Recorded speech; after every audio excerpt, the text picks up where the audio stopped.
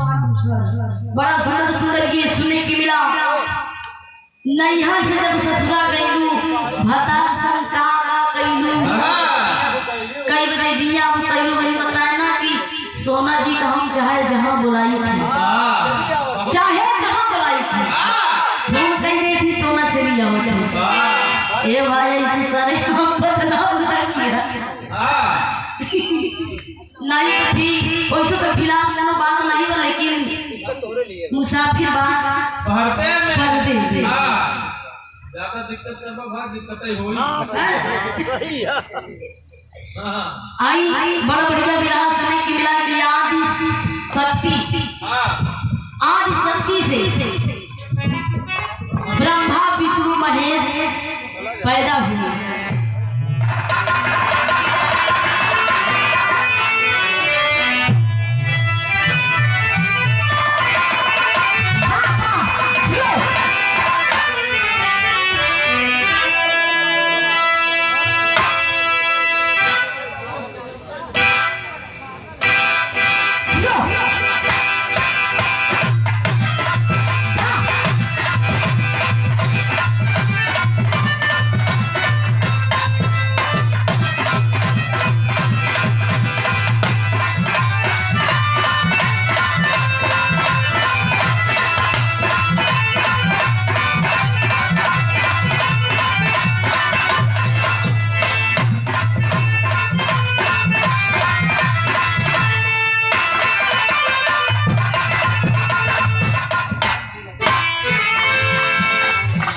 भैया की दिमाग में क्या बात है सावन महीना चल रहा है यही समय के महीनों में हम लोग नहीं बड़ा झूठ कहे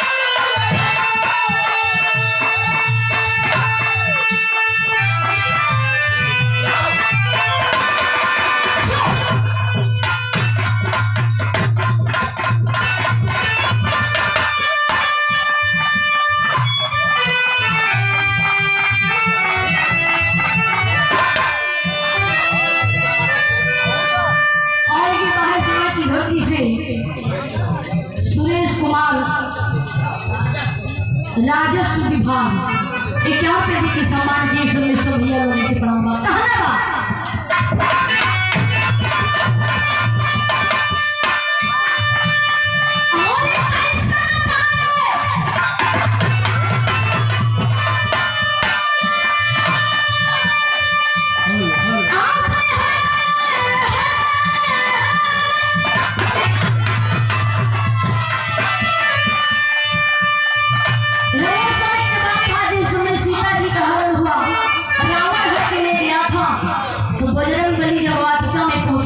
वाटिका में हमारी सीता से मुलाकात हुई। हमारी सीता बजरंग बली से बात पूछी, क्या पूछी?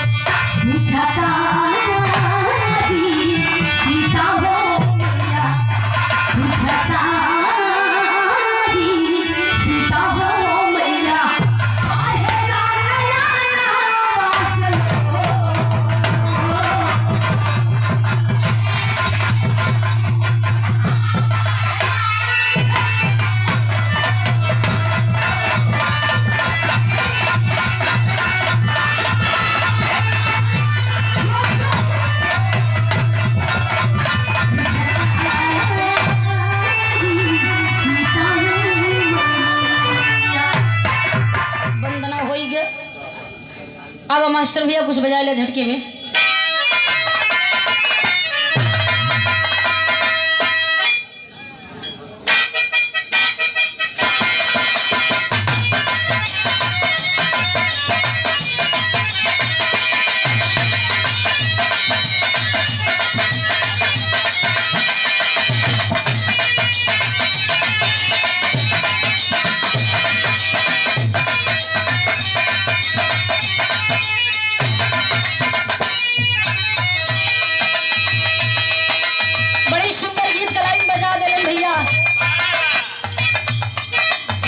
दुल्हन अपनी ननद से अपन विपत रोई के बतावता, ए ननदो जन्नती जे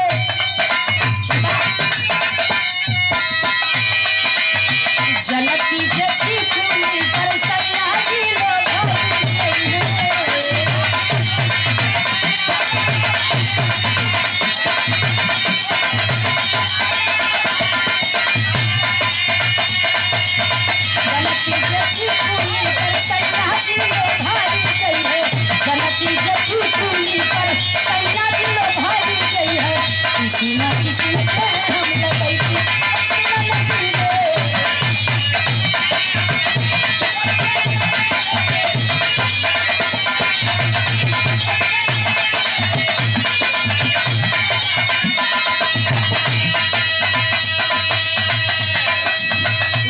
बतावत बा, ए ननद रानी अगर हम जाने होई तोहार भैया हमार सैया सावन में उनकर मन डोल जाए, वह सब दिन के खत टिकुली पर मनव डोलावे रहा औरों के थोक डोलाए होते, मात्र खत टिकुली पर हमारे सैया का मन डोली है 2 पैसा पे। अगर मालूम हो तो जाना तू हम क्या करी, हम सो रहो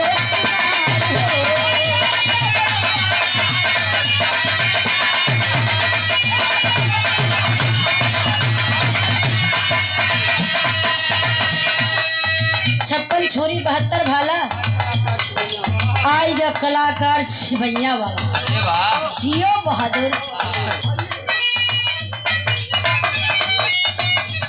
ढेर सारी माया पुरस्कार भैया के पैर की प्रणाम बा। हम सो रहो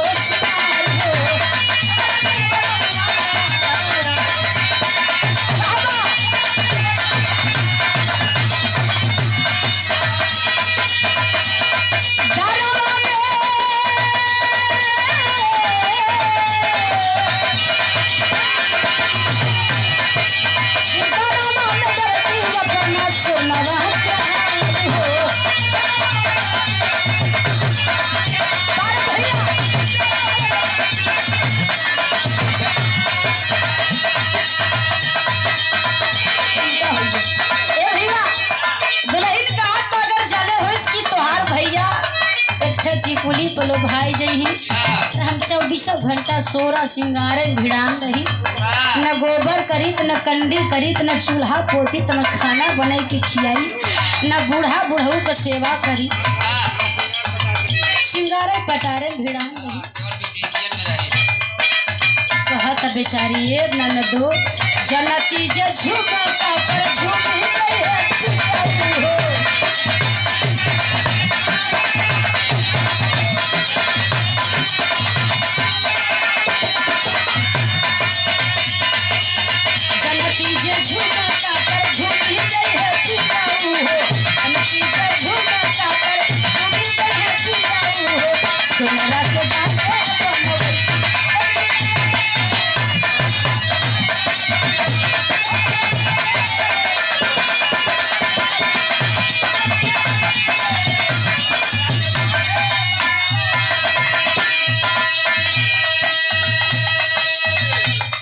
बड़ा ही सुंदर कवि जी से बहुत ही सुंदर गीत वंदना सुने और संदीप भाई से भी बहुत ही सुंदर आप लोग वंदना और निर्गुण गीत सुने। अब एक निर्गुण का नंबर इधर से बा। पहले भी जमाना रहा, पहले जब गांव से मन से धूप कमाई भरे परदेश जाए तो मेहरारू कहाई या महतारी कहा बेटवा जात है कुछ मीठा खाए जा। मीठा खाए ले बत यात्रा मंगलमय। अच्छे चीज को शुरुआत मीठा से किया जाता है, नियम बा। हे वाला जाता भैया लेडिया देख ला। Hello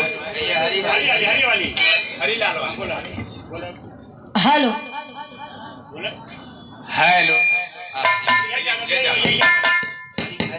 hello hello hello hello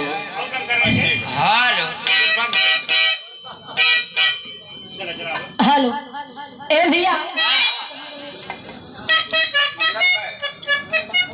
तो पहले दही चीनी खियावे, न चीनी रहे तो दही गुड़ खियावे।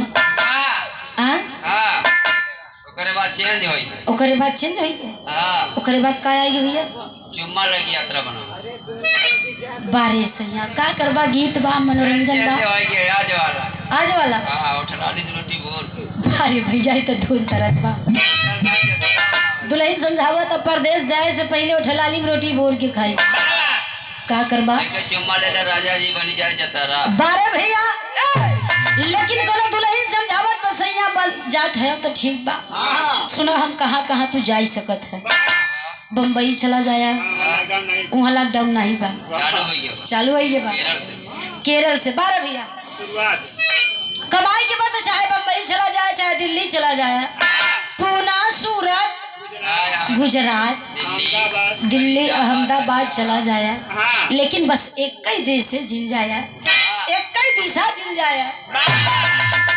मरद पूछा तो काहे तना डेरात हो तो दुल्हन कहा तो तू नहीं जनता पूर्व में पड़ा था बंगाल और वहाँ को मेहरारू सुनी था बड़ी जादूगरनी होती और अगर बंगाल मान हमार बात न माना चला ही गया तो वहाँ जाए के बाद मेहरारू को दिहा कुछ खाया हुआ है। अगर माई दुर्गा का प्रसाद दे माई कालियों का प्रसाद दे या भोलेनाथ के दे तब बहुत जिन खाया सही नहीं गधा बनी दे समझावा था दुल्हन का।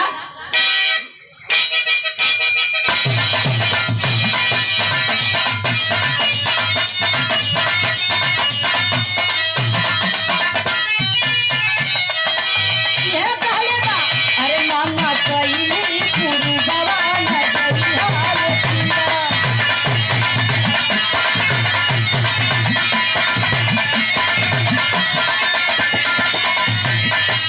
अरे हाथ कवनो के कुछ हो ना खलिया पिया बारे भैया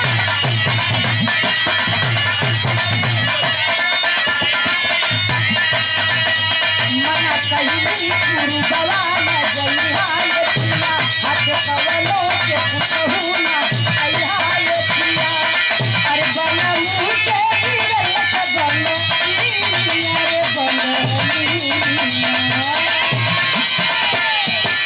हो सीता बदली चिड़िया को हो सीता बदली चिड़िया को अरे सीता बदली चिड़िया के मजा बड़ा मजा रे बदली सीता बदली चिड़िया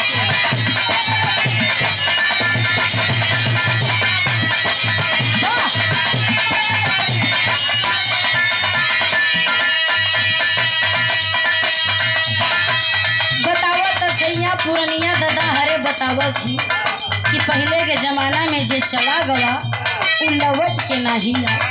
बंगाल का मेहरारू सुंदर मन से धूप देख के ओके जादू से जुआ बनाए के जूरा बनाई दी थी, सुग्गा बनाई दी थी, भेड़ा बनाई दी थी। यह बड़े बंगाल जिन जाया समझावत बा अरे पहला लेखा कर लेना हमारा से